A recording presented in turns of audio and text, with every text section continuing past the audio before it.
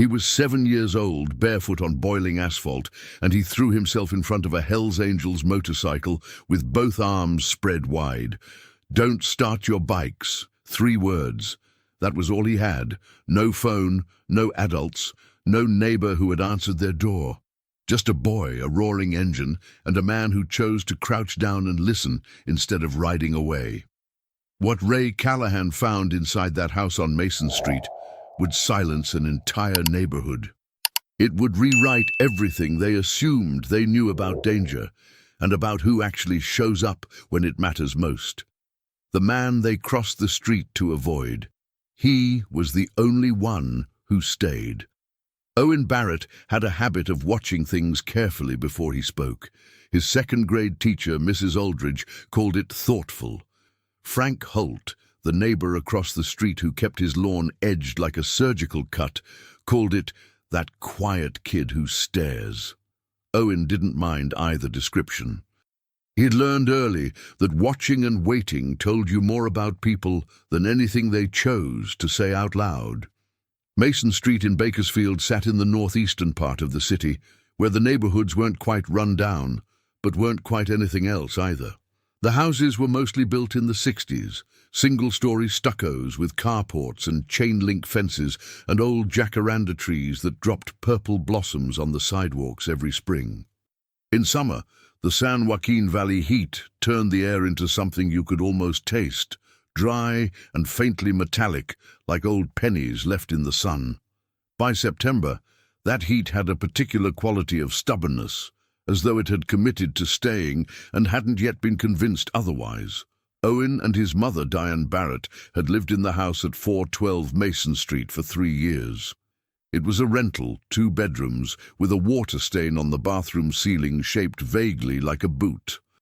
Diane called it their starting over house, which was the kind of thing adults said when they wanted children to feel like the future was still wide open. Owen had never asked what they were starting over from. He figured he already knew most of it. Diane worked the early shift at Carla's Diner on Oak Street, which meant she left before sunrise and came home smelling like coffee and maple syrup and something faintly fried. On double-shift days, she'd come through the door after 8 in the evening, with her feet aching and her hair half escaped from its ponytail. On those nights, Owen would have already made himself a peanut butter sandwich and done his reading homework at the kitchen table, and he would pretend not to notice how tired she looked so she wouldn't have to pretend she wasn't.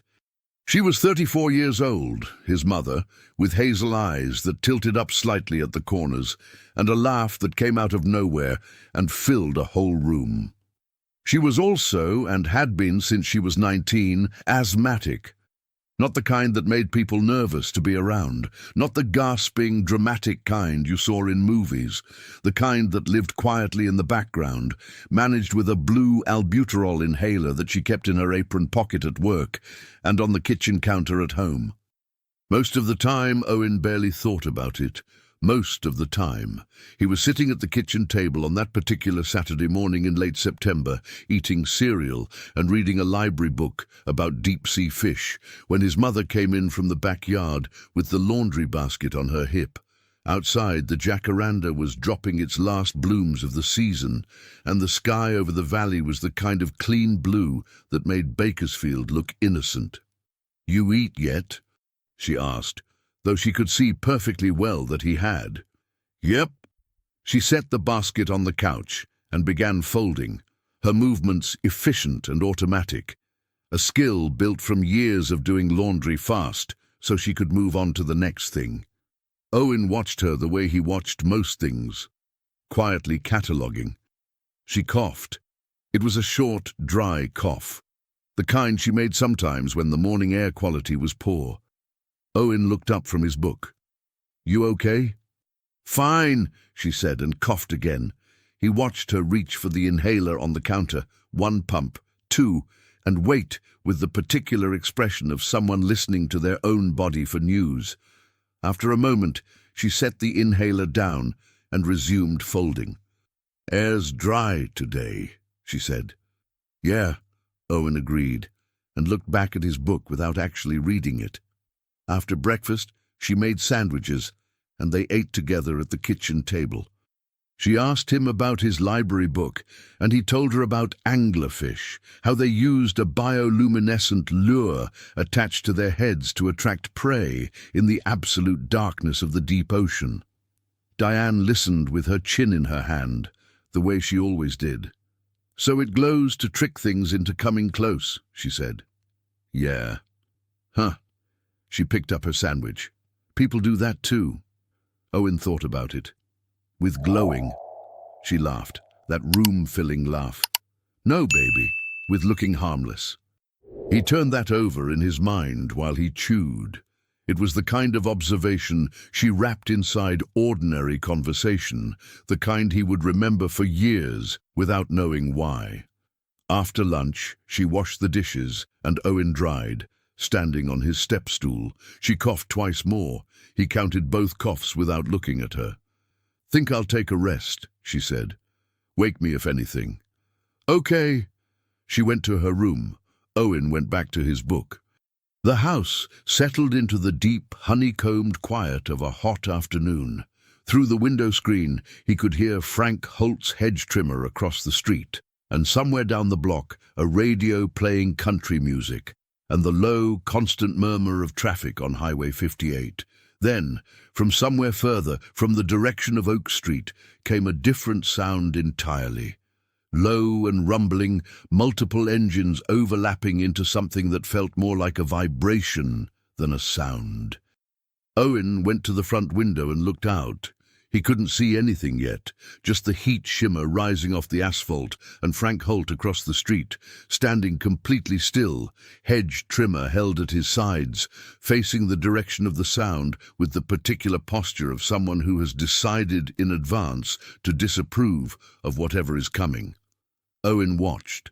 He filed it away, the way he filed everything, quietly, carefully, for later. The motorcycles arrived at Rusty's Gas and Go on the corner of Oak and Sycamore at 12:47 in the afternoon, and by 12:49, at least 4 people on the surrounding blocks had already called someone to tell them about it. Owen knew the gas station. He and his mother walked past it on the way to the pharmacy sometimes.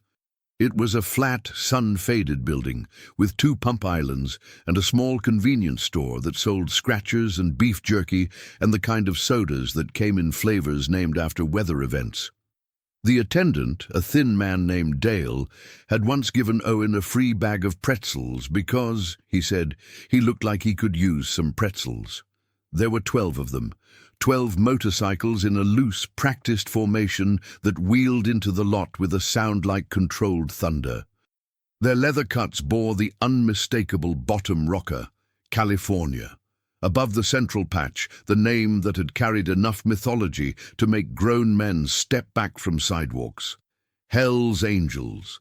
They pulled in and cut their engines in a ragged, rolling sequence. And then there was silence, deeper than before, as though the sound had absorbed into the asphalt and was staying there. Frank Holt had gone inside. Other neighbors were manifesting in doorways and at windows with the particular body language of people who want to see something without being seen seeing it. Mrs. Tran from number 408 stood behind her screen door with her arms crossed. The Garfield brothers, teenagers who usually shot hoops in their driveway without pause for anything, had stopped and were staring with their ball held between them, forgotten. At the gas station, the bikers moved around their machines with practiced ease, stretching, talking, pulling off gloves, checking phones. They looked, from 2 blocks away, like people who had been on the road for a long time and were glad to stop. One of them laughed at something, the sound carrying faint and ragged down the block. They didn't look at the neighborhood. They looked at each other, at their bikes, at the sky. Owen went back to his book. He was on the chapter about the viperfish, a deep-sea creature with teeth too large for its own mouth to fully close, when he heard something from his mother's room. Not a voice, not a call for him. A thump. Heavy and sudden, the sound of something falling that had not meant to fall. He was up before he'd consciously decided to move. his book sliding off the table, his chair scraping back. He crossed the hallway in 4 steps and pushed open his mother's door. She was on the floor beside the bed, not lying down the way you lay down when you chose to, crumpled the way things fell when they stopped working. Her left hand was stretched out toward the nightstand where her inhaler sat, still 2 feet beyond her reach. Her face was wrong, flushed and tight, and working hard at something that should have been automatic, breathing. Each inhale came as a thin, whistling pull of air that arrived already spent. Owen's mind went very white and very fast at the same time. He dropped beside her and grabbed the inhaler from the nightstand and wrapped her fingers around it. Her hands were shaking badly. The inhaler slipped once, slipped again. He held her hand steady with both of his and helped her get the mouthpiece to her lips. She managed one press of the canister. The wheeze in her chest did not change. "Mom," his voice came out high and flat. "Mom, breathe." She looked at him. Her eyes were frightened, which frightened him more than anything else because she was the one who was never frightened. "Call," she managed. One word, fully spent. He ran to the kitchen for the cordless phone. It wasn't on the counter. Not on the table, not on the couch. His brain circled. Later he would remember it was on the bathroom shelf since Tuesday, when she'd taken a call while fixing her hair and set it down and forgotten it. But he didn't think of the bathroom. He thought of the neighbors. He ran out the front door without shoes. Frank Holt's house was closest, directly across the street. Owen crossed the asphalt at a dead run and hit the porch steps and pounded on the front door. He could hear the television inside, a sports channel, voices reading statistics over highlights. The door opened. Frank Holt looked down at him with the expression of a man who had been interrupted during something important. "My mom can't breathe," Owen said. "I need help. I need to call." "Slow down." Frank's voice had the register of a man who believed children needed managing before they could be helped. "What happened?" "She fell. She's on the floor. She can't breathe properly." "Does she need an ambulance?" "Yes. Please, can I use your phone?" Frank reached into his pocket, looked at his phone, held it out, then stopped. "Hold on. How bad is it? Does she need an ambulance or does she just need her inhaler?" Owen stared at him. "She has her inhaler." "It's not working. Please." Okay. Frank was already dialing. Slowly, with deliberate jabs at the screen, the way someone dialed when they were deciding whether a thing was urgent rather than already knowing it was. "I'm calling. Go back to her." Owen turned and ran back. He went inside. Diane was still on the floor, still working at that terrible shallow breathing, her color worse, a faint grayness at the edges of her lips. When he dropped beside her and took her hand, she squeezed back weakly, which was the best thing he had felt in the last 10 minutes. He held her hand. He counted her breaths. He waited. 30 seconds. A minute. He ran back outside. Frank's door was closed. Through the front window, Owen could see him standing in his living room, phone to his ear, one hand gesturing, taking his time with it, not looking toward the street. Owen stood on the sidewalk in the heat with no shoes on and looked at all the closed doors of his neighbors, every one of them a careful distance from everything happening 20 feet away. Then he turned and looked toward Oak Street. The bikers were still there, chrome and leather glinting in the afternoon sun 2 blocks away. Owen ran. He was screaming before he was halfway there. Not words at first, just sound, the raw output of a 7-year-old's lungs pushing everything they had into the September heat. His bare feet hit the sidewalk concrete and then the gas station asphalt, and he didn't feel any of it. He just ran. The bikers heard him coming before they saw him clearly. Ray Callahan had been standing beside his Road King, one boot up on the footpeg, talking to Gus Merritt about a stretch of Highway 33 they'd ridden the year before, when the screaming registered. He turned. There was a small boy running at full sprint across the parking lot, arms pumping, and Ray had a half-second to register the bare feet and the terror before the boy planted himself directly in front of Ray's motorcycle and threw both arms out sideways like he was trying to stop traffic. "Don't start your bikes!" The voice that came out of Owen Barrett was not a 7-year-old's voice. It was something rawer than that. Something that had gone past fear into a place with no more room for fear. "Don't start your bikes.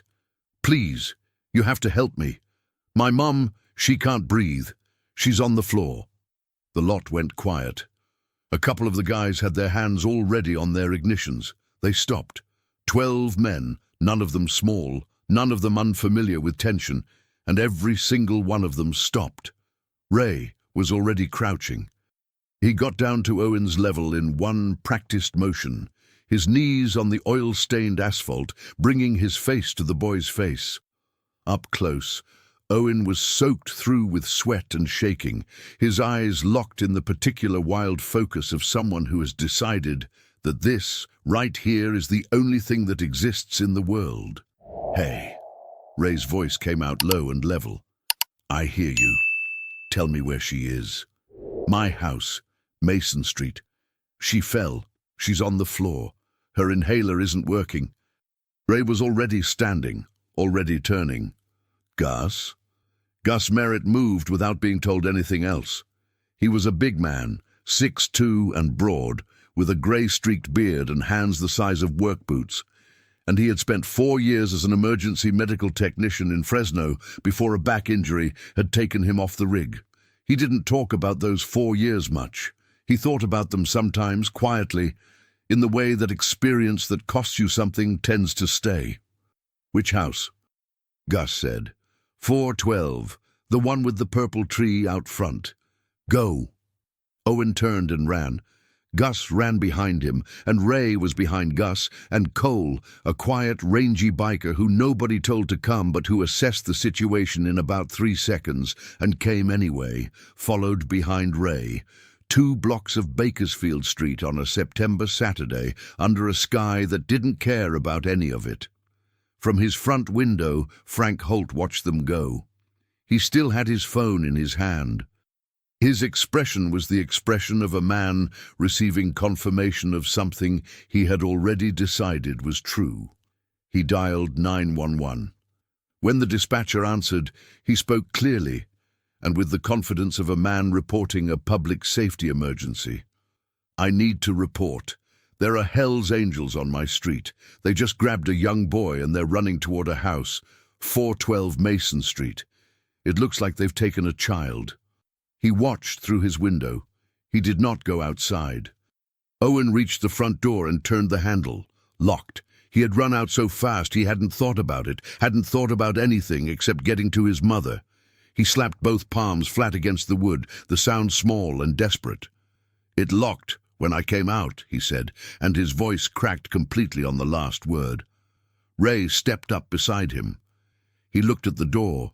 Hollow core, standard rental hardware, a knob lock and no deadbolt. He put his shoulder against it once to test the resistance. Then he stepped back and hit it with one solid, flat-footed kick just beside the knob. The door swung inward. The house smelled like dish soap and dried laundry and the faint floral drift of a plug-in air freshener near the couch. Owen pushed past Ray and ran for the hallway.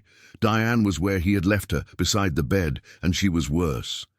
Her breathing had thinned to something barely there, each inhale a shallow, effortful pull that delivered almost nothing. The color at her lips had shifted. Her eyes were open but unfocused, registering the room without reading it. When Owen dropped beside her and took her hand, she squeezed back. Faint, but there. The best thing he had felt since this started. Gus crossed the room in 3 steps and knelt with the practiced calm of someone who had done this before, in the back of an ambulance on bad nights, with traffic moving around them and no margin for hesitation. He checked her pulse, fast, thready, assessed her lips, picked up the blue inhaler from the floor and checked the canister. "Almost empty," he said. He looked at Owen directly. Any backup inhalers? Another one somewhere in the house? Owen blinked once. Then, bathroom cabinet. The orange one. Get it. Owen ran. He came back in 30 seconds with a white and orange rescue inhaler, the backup Diane kept for emergencies, the one Owen had never once seen used. Gus took it, checked the mouthpiece, shook the canister, and looked once at Diane's face before he began. Ray stood in the doorway. He did the thing he did best in situations that needed someone to hold the perimeter steady while work happened inside it. He watched Owen's face. The boy was gripping his mother's hand, eyes fixed on Gus with an intensity that was almost too much to look at directly.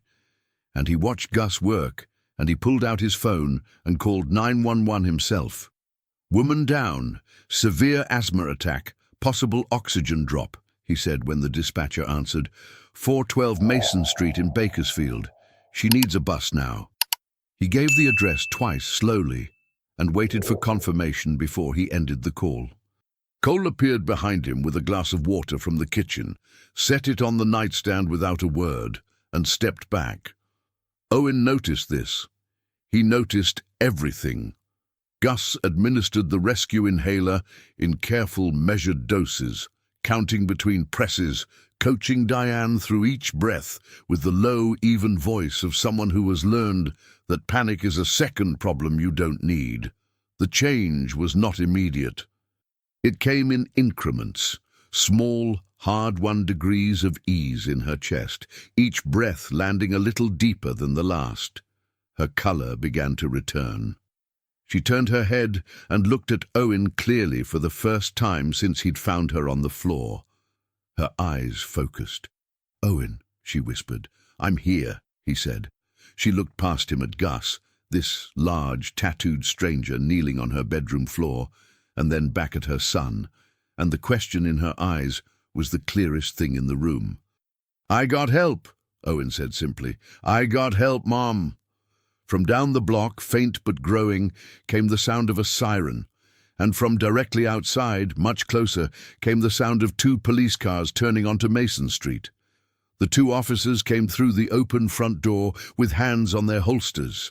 They were responding to a 911 call about Hell's Angels grabbing a child on Mason Street, and they came prepared for the kind of scene that matched that call.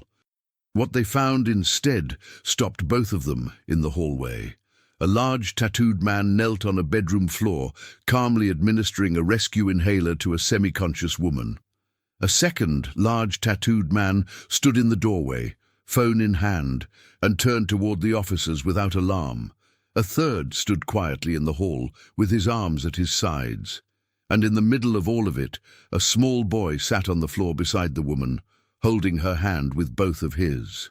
Bakersfield PD. Officer Brennan's voice carried the trained steadiness of 12 years on the force. His hand had not left his holster. "Nobody move." "She needs an ambulance," Ray said, keeping his voice flat and even. "We already called one, maybe 4 minutes out." "Step back from the woman." "She's in respiratory distress," Gus said without moving. "I'm a former EMT. If I stop now, she could lose consciousness again before the paramedics get here. I am asking you to let me finish." Brennan and his partner, Officer Webb, 2 years in, still learning which situations looked like what they were, exchanged a look that lasted less than a second. Owen stood up. He was 3 feet tall in his socks, and he had been awake for less than 6 hours on the longest day of his life. He walked to the doorway and stood beside Ray and looked directly at Officer Brennan with the same clear, unblinking attention he gave to everything that mattered. "He's helping her," Owen said. "He called the ambulance. The man across the street called you instead." Brennan looked at the boy, then at Gus, then at the woman on the floor, whose color was visibly better than whatever he'd been expecting to walk into. He took his hand off his holster. "What's her name?" he asked, directing the question at Owen. "Diane Barrett. She's my mom. She has asthma. She fell, and her inhaler was almost empty, and I went to get help." "You called it in?" "Mr. Holt, across the street, called it in. But he called about them. Owen pointed at Ray. "Not about my mum." Brennan was quiet. Through the open front door, Owen could see the street. 3 police units now, their lights rolling in silence, and Frank Holt standing on his front porch with his arms crossed, watching everything with the expression of a man who had done his civic duty and was waiting for the results. Ray had noticed him too. "That the neighbor?" Ray asked quietly.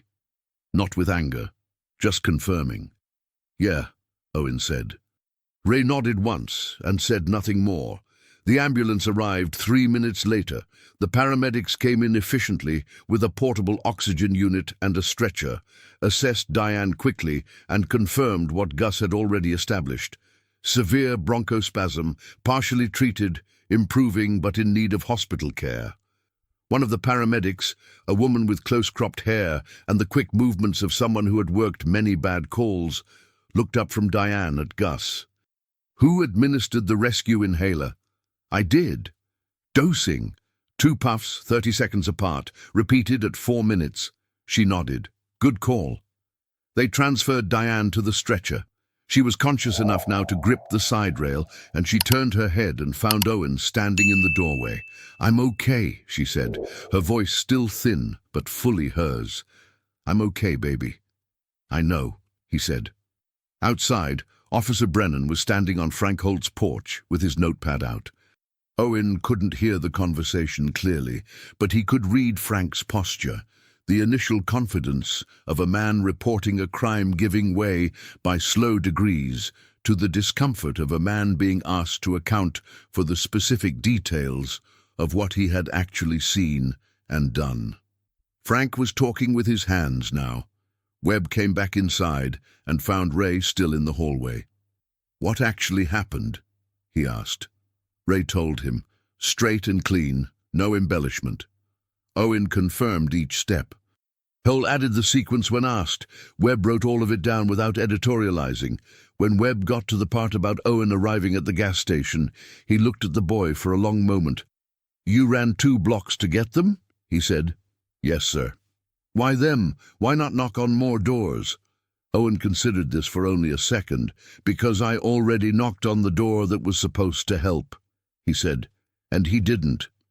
Webb looked at his notepad, looked at Owen, wrote something down. The paramedics were moving Diane toward the front door. She looked at Ray as they passed him, and something shifted in her expression. The look of a woman recalibrating the map she had been navigating by, finding that the landmarks were not where she'd been told to expect them. "Thank you," she said.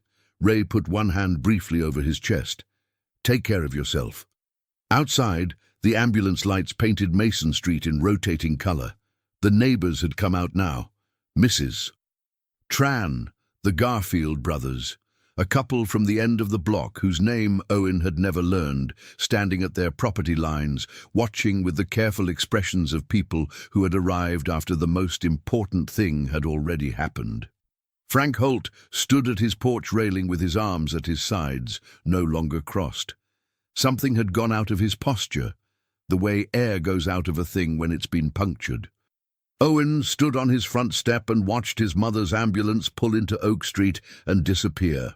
Ray came and stood beside him. They stood there together, the 48-year-old biker and the 7-year-old boy, in the particular silence of people who have just come through something. "She's going to be fine," Ray said. Owen said, "I know." He said it the way Ray had, like a fact rather than a hope, because sometimes the saying of a thing is how you started getting it to be true. Then he looked up. "Can I go to the hospital?" Ray glanced at Cole. Cole gave the smallest nod toward his truck, parked half a block down, road dusty and reliable. "We'll take you," Ray said. Owen went inside for his shoes. He found them by the door where he'd left them that morning when everything was still an ordinary Saturday. He sat on the floor of the entryway and tied the laces carefully, ears, bunny ears, the way she had taught him.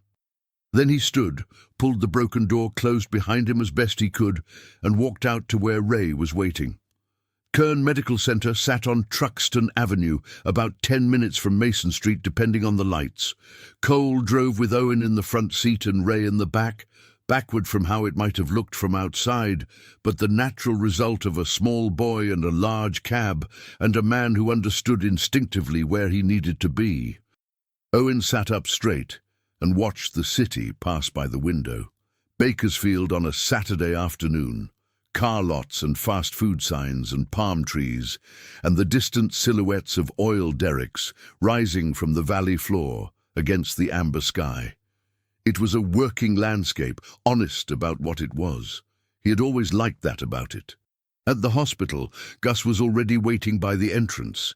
He had ridden ahead and parked, and was standing at the automatic doors when Cole's truck pulled in, coffee cup in hand, as though arriving early to things was simply a habit he'd never broken. Owen walked through the automatic doors with Ray on one side and Gus on the other. He went to the admissions desk and gave his name and his mother's name and his relationship to her, all in the steady, careful way he gave most information. The woman behind the desk looked past him at the two men, the leather cuts, the tattoos at the collars and wrists, and something moved briefly behind her eyes, the particular adjustment of expectations encountering reality. She typed. She told Owen that his mother was being stabilized and that he could wait in the family area. Ray bought him a bag of peanut butter crackers from the vending machine without asking whether he was hungry, because he had correctly read a 7-year-old who had not eaten since breakfast and was now running on nothing but adrenaline and determination. Owen ate the crackers methodically, sitting in a plastic chair between Ray and Gus, looking at his own hands. "You did good today," Ray said after a while. Owen chewed his cracker. "I didn't do anything. You ran 2 blocks barefoot on hot asphalt to find help for your mother. That's not nothing. You did the hard part." Ray turned to look at him. "Who decided to run to us instead of waiting?" Owen didn't answer. "There are different kinds of courage," Ray said. "You had the kind that counts." Gus, who had been looking at his phone, said without looking up, "He's right." Owen thought about this while he finished his crackers. He looked at the men beside him, the road-worn cuts, the tattoos that ran from wrists to collars, the weathered look of people who had been many places and made their peace with what they found. And he thought about what his mother had said over sandwiches that morning in the kitchen that felt very long ago now. People glow to trick things into coming close. But that wasn't what had happened today. Nothing today had glowed or pretended. The people who were supposed to help had stood behind their closed doors and made phone calls that made things harder, and the men who had helped had simply helped, directly, without requiring that the situation look any different from what it was.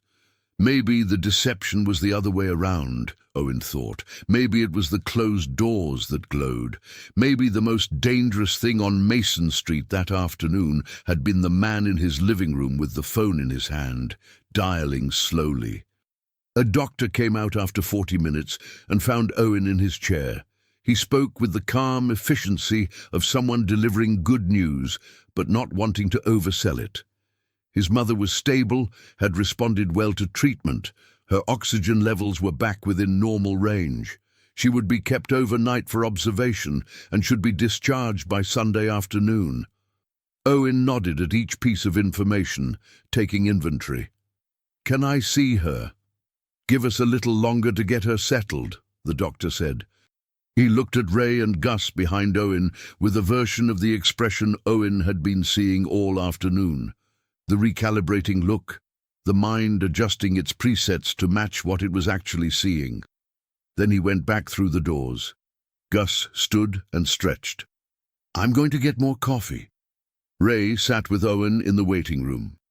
An ordinary Saturday afternoon at Kern Medical, a couple with a restless toddler, an older man reading a newspaper in plaid, a teenager with a temporary brace on her ankle. Nobody bothered the two of them, or if they noticed the boy first, and something in the picture settled before they looked away. Owen got to see his mother at 5:15.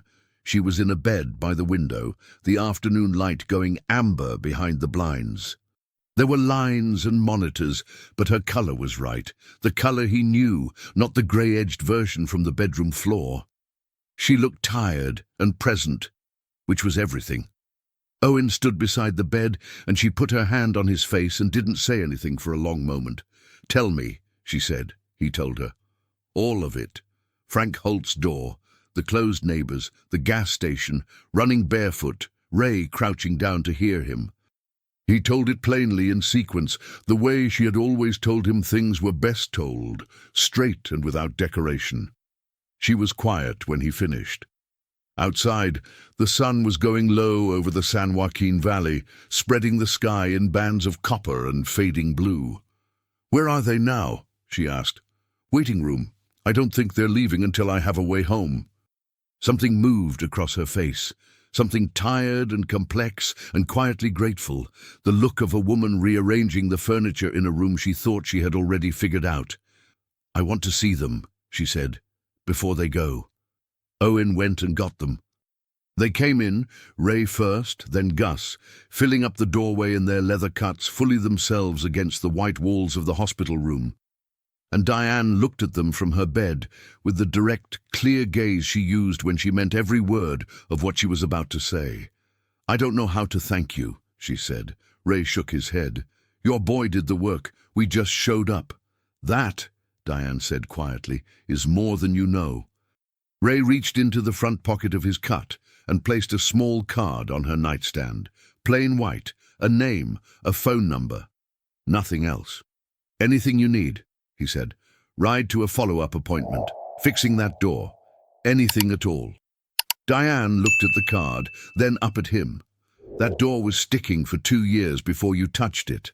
"I'll fix it properly this time," Ray said. She almost laughed. Her chest moved with it, carefully, still tender, but real.